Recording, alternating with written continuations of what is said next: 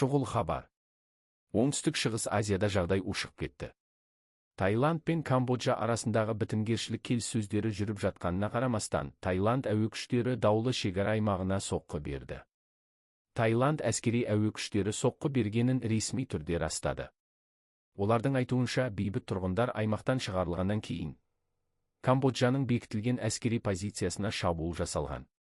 Бұл қадамды олар тактикалық қажеттілік деп атады. Алайда Камбоджаның қорғаныс министрлігі басқаша мәлімдеме жасады. Олар Таиландты бейбіт тұрғындардың үйлеріне талғаусыз шабуыл жасады деп айыптады. Нәтижесінде бірнеше адам жараланып, жеке мүліктер жаппай қираған. Бұл қақтығыстың салдары өте ауыр. Осы айдың басында соғыс қимылдары қайта басталғаннан бері кем дегенде 41 адам қаза тапты.